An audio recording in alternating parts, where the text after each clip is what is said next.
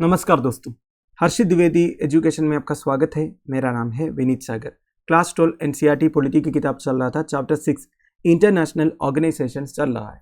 तो हम United Nations organisation के बारे में डिस्कस करना शुरू किए थे।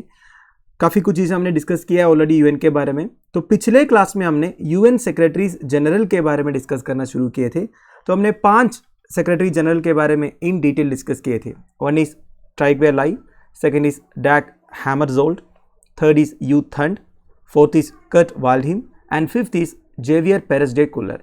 तो आज हम डिस्कस करेंगे बाकी 4 सेक्रेटरी जनरल्स के बारे में। One is Boutros Ghali from Egypt, Kofi Annan from Ghana, Ban Ki Moon from Republic of Korea and finally the present secretary general of United States Antonio Manuel de Oliveira Guterres. तो शुरुआत करते हैं। The 6th secretary general of the United Nations organisation Boutros Ghali 1992 से लेकर 1996 तक ये secretary general of the United Nations थे। अब देखिए दोस्तों, इन्होंने भी एक ही टर्म किया है। मैंने आपको पिछले क्लास में एक मिस्टेक बोल दिया था, सॉरी फॉर दैट। मैंने आपको बोला था the first secretary general of the United Nations Trygve Lie को छोड़ के बाकी सारे सेक्रेटरी जनरल्स ने 2 टर्म किया है। Sorry for that. बुटरस खाली भी एक ही टाइम किया है दोस्तों, 1992 से लेकर 1996 तक। वैसे 1996 में इनका री इलेक्शन होने वाला था, पर यूनाइटेड स्टेट्स ऑफ अमेरिका ने अपना वीटो पावर यूज करके अपॉइंटमेंट होने नहीं दिया था। तो प्लीज करेक्ट कीजिएगा, 2 यूएन सेक्रेटरीज जनरल ने 2 टर्म नहीं किया है। One is Trygve Lie, second is Boutros Ghali. ये इजिप्ट से थे, डिप्लोमेट थे, जूरिस्ट थे, फॉरेन मिनिस्टर भी थे इजिप्ट का। इनके टेम में एक मेजर रिपोर्ट इशू हुआ था दोस्तों, N agenda for piece. So N agenda for piece के बारे में कुछ बेसिक डिटेल्स में आपको बता देता हूं। An agenda for peace basically एक रिपोर्ट है written for the United Nations by the then secretary general Boutros Ghali in 1992। तो इस रिपोर्ट का पूरा टाइटल है preventive diplomacy, peace making and peace keeping. Commonly इसे an agenda for peace report कहते हैं। आपसे एग्जामिनेशन में पूछ सकता है an agenda for peace report किसने लिखा, तो यूएन सेक्रेटरी जनरल बुटरस खाली ने लिखा है। तो इस रिपोर्ट में Boutros Ghali response to a request by the UN Security Council for an analysis and recommendations to strengthen peace making and peace keeping. देखिए 1992 मतलब कोल्ड वॉर जस्ट खत्म हुआ था। तो उस वक्त यूनाइटेड नेशंस सिक्योरिटी काउंसिल ने यूएन सेक्रेटरी जनरल को बोला international peace making and peace keeping को स्ट्रेंथन करने के लिए कुछ एनालिसिस एंड रिकमेंडेशंस प्रोवाइड करो। तो उस रिपोर्ट का रिस्पॉन्स था ये रिपोर्ट, and the document outlines the way Boutros Ghali felt the UN should respond to conflict in the post cold war world. तो देखिए, पोस्ट कोल्ड वॉर वर्ल्ड में जितने कॉन्फ्लिक्ट्स हो रहा है उसकी तरफ यूएन कैसे रेस्पॉन्ड करना चाहिए, इस बारे में बुटरस खाली ने बोला है इस रिपोर्ट में। तो इस रिपोर्ट में बुटरस खाली का एक इंपॉर्टेंट स्टेटमेंट है, The absence of war and military conflicts amongst states does not in itself ensure international peace and security। देखिए, कंट्रीज के बीच में अगर वार एंड मिलिट्री कॉन्फ्लिक्ट्स नहीं हो रहा है, इसका मतलब ये नहीं है कि हम इंटरनेशनल पीस एंड सिक्योरिटी को इंश्योर कर रहा है। Non military sources of instability in the economic, social, humanitarian and ecological fields how become threats to peace and security. International peace and security के लिए बहुत सारे थ्रेट्स भी है, वो मिलिट्री सोर्सेस नहीं है, नॉन मिलिट्री सोर्सेस है। Like instability in economic, social, humanitarian and ecological fields. Countries के बीच में बहुत सारे डिफरेंसेस है। इकोनॉमिक फील्ड में डिफरेंस है, सोशल फील्ड में डिफरेंस है, ह्यूमैनिटेरियन एंड इकोलॉजिकल फील्ड्स में इंस्टेबिलिटी है, पॉलिटिकल इंस्टेबिलिटी है कि नहीं। तो ये सारे जो sources of threats to peace and security है, इसे हमें हाईएस्ट प्रायोरिटी देना चाहिए, इसे सोल्व करना चाहिए, तब जाके इंटरनेशनल पीस एंड सिक्योरिटी हम इंश्योर कर सकते हैं। वेरी वैलिड पॉइंट, क्योंकि देखिए कंट्रीज के बीच में कॉन्फ्लिक्ट होने का मेजर रीजन यह है दोस्तों, इकोनॉमिक, सोशल, पॉलिटिकल इंस्टेबिलिटी। वो इंस्टेबिलिटी को जब तक आप सोल्व नहीं करोगे, सुधारोगे नहीं, तब तक हम इंटरनेशनल पीस एंड सिक्योरिटी को इंश्योर नहीं कर पाएंगे। तो बुटरस खाली का नाम सुनते ही आपको याद होना चाहिए N agenda for peace report, ठीक है। फिर इन्होंने क्या किया, conducted A successful UN operation in Mozambique, blamed for the UN failures in Bosnia, Somalia, Rwanda, etc. तो ये Mozambique, Bosnia, Somalia and Rwanda में क्या इश्यूज चल रहे थे, एक बार हम चेक कर लेते हैं।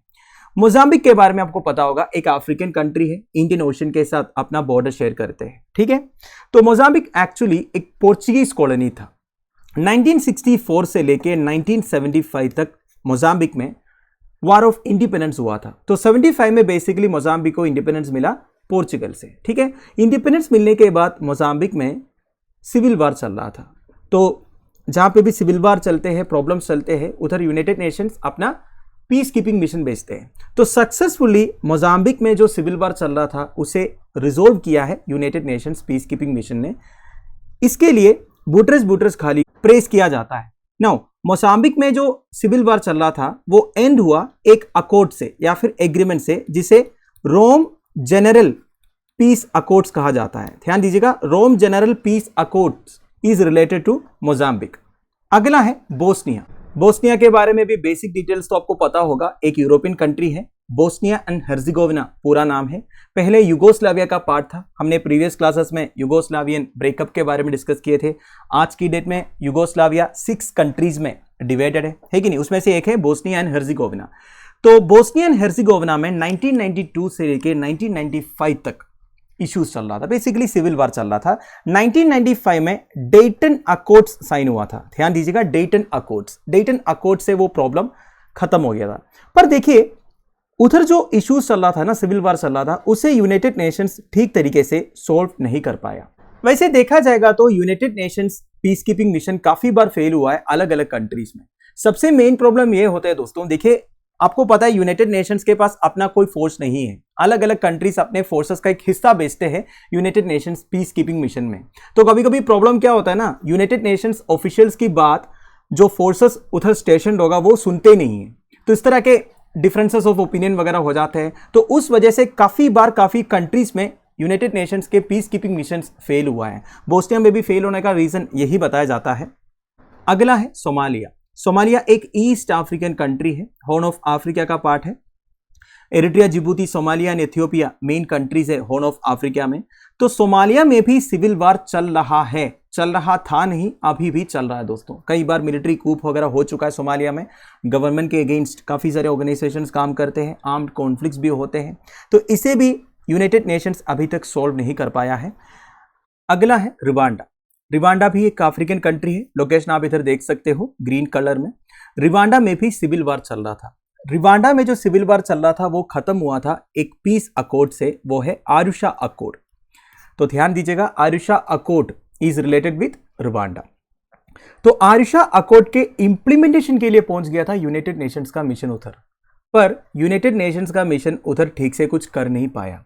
उनके आने के बाद भी रिवांडा में एक जेनोसाइड हुआ था जिसमें काफी सारे लोगों का डेथ हुआ था। तो ऐसा बोला जाता है कि United Nations mission in Rwanda एक कंप्लीट फेलियर था। वैसे रिवांडा से याद आया, रिवांडा में 2 इंपॉर्टेंट कम्युनिटीज है दोस्तों। वन इज हुटू, दूसरा है तुत्सी। ठीक है, Hutu and Tutsi is related with Rwanda, ये भी आप ध्यान दीजिएगा। तो इतने सारे फेलियर्स इनके टाइम पर होने की वजह से इन्हें हमेशा ब्लेम किया जाता है। And finally due to serious disagreements the US blocked a second term for him. इनका भी रीअपॉइंटमेंट होने वाला था, but one of the permanent member of the United Nation Security Council, United States of America ने block किया, तो इनका reappointment नहीं हो पाया। अगला है कोफी अन्नान। 1997 से लेकर 2006 तक ही was the 7th secretary general of the United Nations. इन्होंने भी 2 टर्म किया है। खाना से बिलोंग करते थे, अफ्रीकन कंट्री खाना। ठीक है, नाउ इनकी स्पेशलिटी ये है, he was the first UN secretary general to be elected from United Nations organisation. मेरा कहने का मतलब है 1997 से पहले Kofi Annan United Nations organisation के स्टाफ थे या फिर ऑफिशियल थे। He was under secretary general for peace keeping and all. ठीक है, now he created the Global Fund to fight AIDS, tuberculosis and malaria. तो देखिए, ये सारे डिसीजेस के अगेंस्ट फाइट करने के लिए इन्होंने काफ़ी मेजर्स अडोप्ट किया है दोस्तों, जैसे कि एड्स के अगेंस्ट फाइट करने के लिए, ट्यूबरकुलोसिस एंड मलेरिया। इसके लिए इन्होंने एक ग्लोबल फंड भी क्रिएट किया था। And the most important thing, he declared the US led invasion of Iraq as an illegal act. आप सबको पता होगा दोस्तों, 9/11 टेररिस्ट अटैक के बाद United States of America under George W Bush global war on terror declare किया था। 2003 के करीब उन्होंने इराक को इन्वेड किया, ये बोल के कि इराक में वेपन्स ऑफ मास डिस्ट्रक्शन है। करीब 50,000 इराकी सिविलियंस का डेथ हुआ था एंड नियरली 3,000 अमेरिकन सोल्जर्स का भी। पर बाद में ये पता चला इराक में वेपन्स ऑफ मास डिस्ट्रक्शन नहीं थे। तो Iraqi invasion was a complete failure for United States of America. तो तब यूनाइटेड नेशंस सेक्रेटरी जनरल थे कोफी एनन। इन्होंने US led invasion of Iraq को as an illegal act declare किया था। वैसे कोफी एनन को क्रिटिसाइज किया जाता है यूनाइटेड नेशंस का ऑयल फॉर फूड प्रोग्राम के लिए। इनका रेसिग्नेशन भी डिमांड किया था। Actually oil for food programme fail हुआ था करप्शन केसेस की वजह से। अब ये ऑयल फॉर फूड प्रोग्राम क्या है मैं आपको ब्रीफली बता देता हूं। देखिए 1995 में यूनाइटेड नेशंस ने ये प्रोग्राम लॉन्च किया था इराक के लिए। आप सबको पता होगा जब गल्फ वॉर हुआ था सद्दाम हुसैन के टाइम पर, तो इराक के ऊपर काफ़ी अटैक हुआ था। तो इराक का कंडीशन काफ़ी बुरा था, ठीक है। उनके पास फूड नहीं था, मेडिसिन नहीं था, काफ़ी ह्यूमैनिटेरियन असिस्टेंस की ज़रूरत थी इराक को। इराक के पास क्या है पर ऑयल है, पर इराक अपना ऑयल ग्लोबल मार्केट्स में बेच नहीं पा रहा था अलग अलग इकोनॉमिक सैंक्शंस की वजह से। तो यूनाइटेड नेशंस ने एक प्रोग्राम लेके आया ऑयल फॉर फूड। इराक अपना ऑयल ग्लोबल मार्केट्स में बेच सकते हैं, पर उससे जो पैसे आएंगे उसे केवल फूड, मेडिसिन वगैरह खरीदेंगे। इराक अपनी मिलिट्री कैपेबिलिटीज इंक्रीज करने के लिए वो पैसे यूज नहीं करेंगे। इस तरह एक प्रोग्राम लॉन्च किया था यूनाइटेड नेशंस ने 1995 में। बस आप इतना ही समझ लीजिएगा। तो इसमें काफ़ी करप्शन रिकॉर्ड हुआ था, इसलिए इन्हें काफ़ी क्रिटिसाइज किया भी जाता है, वो छोड़िए। Now he established the peace building commission and the human rights council in 2005। तो यूनाइटेड नेशंस का ह्यूमन राइट्स काउंसिल 2005 में कोफी अन्नन ने एस्टैब्लिश किया था। फिर पीस बिल्डिंग कमीशन भी इन्होंने एस्टैब्लिश किया है। And finally he was awarded the 2001 Nobel peace prize. देखिए 2001 का नोबेल पीस प्राइज केवल इन्हें नहीं मिला था, ही was a co-recipient of the Nobel peace prize. दूसरा कौन था? दूसरा कोई इंडिविजुअल नहीं था, ऑर्गेनाइजेशन था, the United Nations organisation itself. तो 2001 का नोबेल पीस प्राइज एक मिला था कोफी अन्नन को, दूसरा यूनाइटेड नेशंस ऑर्गेनाइजेशन को, ठीक है। अगला है बैन की मून। 2007 से लेकर 2016 तक इन्होंने भी 2 टर्म कंप्लीट किए थे as the United Nations secretary general. He was from Republic of Korea, that is South Korea, diplomat and foreign minister. तो साउथ कोरिया का फॉरेन मिनिस्टर भी रह चुका है दोस्तों बैन की मून जो है। And he was the second Asian to hold the post. पहला एशियन कौन? यू थंड 1961 से लेकर 1971 तक, याद है ना, he was from Burma, that is today's Myanmar. So Ban Ki Moon highlighted climate change. देखिए क्लाइमेट चेंज को टैकल करने के लिए सारे मेंबर कंट्रीज को इकट्ठा होना है, इंटरनेशनल लेवल में कोऑपरेट करना है। ये सारे डिसीजन इन्हीं के टाइम पर हुआ था। The famous Paris climate accord जो 2015 में साइन हुआ था, इन्हीं के टाइम पर हुआ ना। पेरिस क्लाइमेट अकॉर्ड क्या कहता है कि जो एवरेज राइज ऑफ टेम्परेचर हो रहा है उसे हमें 2 डिग्री सेल्सियस के अंदर कंटेन करना है, हो सके तो 1.5 डिग्री सेल्सियस के अंदर, ठीक है। तो ये सब इन्हीं के टाइम पर हुआ। And he focused on millennium development goals and sustainable development goals. अब ये मिलेनियम डेवलपमेंट गोल्स मतलब क्या होता है? देखिए मिलेनियम डेवलपमेंट गोल्स या फिर MDGs एस्टैब्लिश हुआ था following the millennium summit of the United Nations in 2000। तो ध्यान दीजिएगा 2000 में, जिसको हम मिलेनियम बोलते हैं, यूनाइटेड नेशंस का मिलेनियम समिट हुआ था। उस टाइम पर मिलेनियम डेवलपमेंट गोल्स एस्टैब्लिश हुआ था following the adoption of United Nations millennium declaration, ठीक है। तो उस टाइम पर 191 यूनाइटेड नेशंस मेंबर स्टेट्स थे और एटलीस्ट 22 इंटरनेशनल ऑर्गेनाइजेशंस थे and they committed to help achieve the following millennium development goals by 2015। तो टोटल 8 गोल्स एस्टैब्लिश हुआ था दोस्तों मिलेनियम डेवलपमेंट गोल्स के through. One is to eradicate extreme poverty and hunger, फिर universal primary education achieve करना, gender equality को promote करना, women empowerment करना, चाइल्ड मोर्टालिटी को रिड्यूस करना, मैटरनल हेल्थ को इंप्रूव करना, and to combat HIV, AIDS, malaria and other diseases, and to ensure environmental sustainability and to develop a global partnership for development. तो ये 8 goals थे दोस्तों millennium development goals. तो target दिया हुआ था 2015 तक, पर मैक्सिमम टारगेट तो प्रॉपर तरीके से अचीव नहीं कर पाए, ये बात आपको मालूम है दोस्तों। इसलिए मिलेनियम डेवलपमेंट गोल्स के बाद सस्टेनेबल डेवलपमेंट गोल्स लेके आया गया, जिसका टारगेट है 2030 तक। और सस्टेनेबल डेवलपमेंट गोल्स टोटल 17 है। आप देख सकते हो, 1 is no poverty, second is zero hunger, third is good health and wellbeing, 4 is quality education, 5 is gender equality, 6 is clean water and sanitation, 7 is affordable and clean energy, 8 is decent work and economic growth, 9 is industry, innovation and infrastructure, 10 is reduced inequalities, 11 is sustainable cities and communities, 12 is responsible consumption and production, 13 is climate action, 14 is life below water, 15 is life on land, 16 is peace, justice and strong institution and 17 partnership for the goals। 17 के 17 क्या है आपको पढ़ना ही पढ़ना है दोस्तों, by heart करना पड़ेगा, कई बार एग्जामिनेशंस में पूछ चुका है।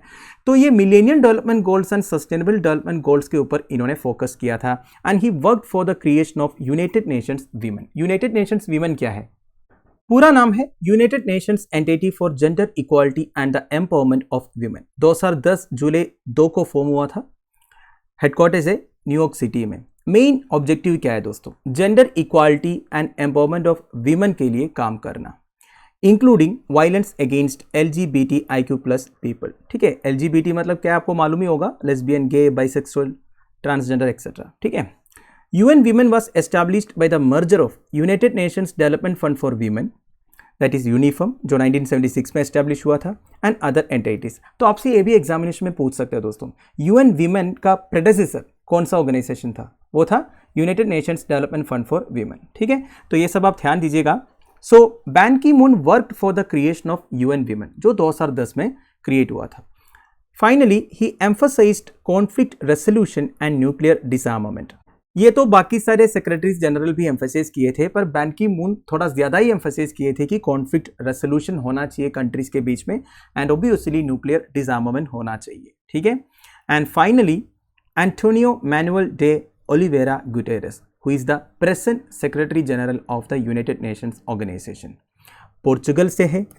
He was the former prime minister of Portugal from 1995 to 2002। तो ये ध्यान दीजिएगा दोस्तों, 1995 से लेकर 2002 तक पोर्चुगल के प्राइम मिनिस्टर थे Antonio Manuel de Oliveira Guterres. So he is the first secretary general who has served as a prime minister of a country. ठीक है, ऐसे भी क्वेश्चन आपसे पूछ सकते हैं, है कि नहीं?